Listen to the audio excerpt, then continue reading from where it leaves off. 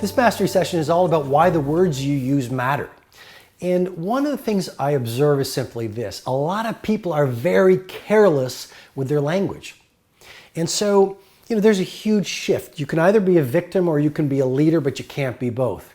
And if you look at someone who is a victim, a lot of their victimhood comes down to the words they use. I mean, the words you use either lift up your energy, the words you use either make you more creative, the words you use either allow you to do world-class things, or the words you use deny your talents. The words you use could reduce your energy. The words you use could hurt your leadership. So you have a choice every day at work and at home and out on the streets with strangers. You can develop a victim vocabulary or the language of leadership. And in this mastery session, I want to walk you through some of my insights on those. Well, words are powerful. I mean, words have destroyed nations. I mean, think about the great dictators. Their words of hatred, their words of toxicity, their words of breakdown caused the people around them to do sometimes incredibly terrifying acts. And then you look at people like a Nelson Mandela or a Martin Luther King Jr. or a Mother Teresa. You look at the great business builders. You look at humanitarians. You look at a lot of the great artists, and they were so careful with their words. And their words lifted people up.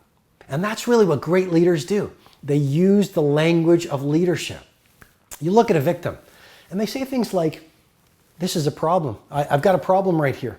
Or, "I'm really scared about this." Or, "I hate that client." Or, "I hate this work." Or, "I'm sick of this day." Or, "I'm exhausted." Or, "I don't like that." Or, "She never likes me." It's literally the language of toxicity. And the words you use really are like a context or a framework or a stained glass window on the way you see the world. I mean, here's a game-changing insight.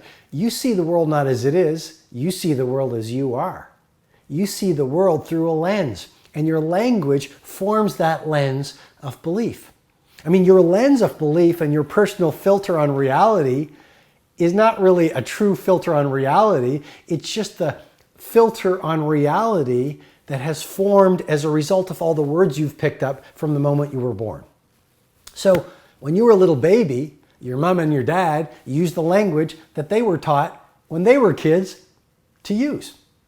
And if they use the language of victimitis, and if they use the language of victimhood, like, "Well, you can't do this, I hate this, I'm tired of this, money doesn't grow on trees, be ordinary, if you're successful, you'll be hated." All that messaging that we pick up from our parents and the media and the world around us and our peers, the little kids that we used to play with in the playground or the friends that we had as teenagers, that will either lift us up or tear us down.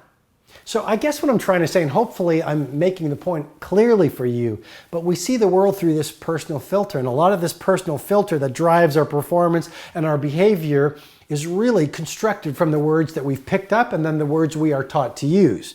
And so the right angle turn for you to create exponential energy, mindset, productivity, creativity, results in the world, results in your life, comes down to, in part, a really intelligent use of your words. And like I said at the beginning of this mastery session, most people are really unconscious about their words. And that's why most people are not getting rare air results. So what are some of the words I encourage you to shift from? Well, don't talk about what you hate to do, talk about what you love to do. Don't talk about problems, talk about opportunities. Don't talk about what makes you tired, talk about what makes you inspired. Don't talk about your past, talk about your future. Don't talk about what broke your heart, talk about what opened your heart. Don't talk about what dispirits you, talk about what you are fueled by. Don't talk about the things within your life that are not working. Talk about the things in your life that are working. Don't talk about your pain. Talk about your pleasure. And if I were sitting with you right now coaching you, I am coaching you.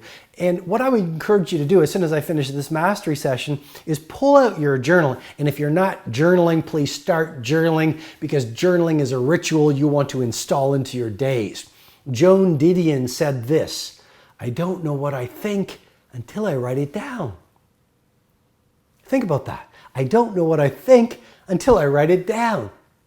And so in your journal after this mastery session, pull out a fresh page and draw a line down the center of the page and write about the language of victimhood and the language of leadership. And start to write down all the words you use and the sentences you employ that really are speaking, that are really victim speak. And then in the other column, I want you to start writing down the language of leadership, the language that as of today you will be committed to using so that you start to use the language of someone who's world class. And I've given you some examples, but doing that exercise will make it really clear. And as you know, clarity breeds mastery.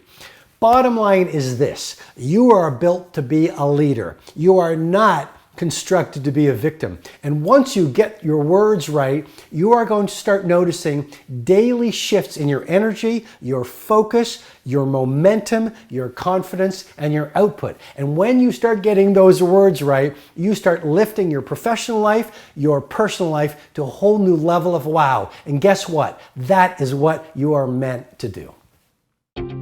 Hi, it's Robin. I invite you to subscribe to this podcast and definitely go over to robinsharma.com for more information, tools, and resources on mastery, elite performance, and living a world-class life.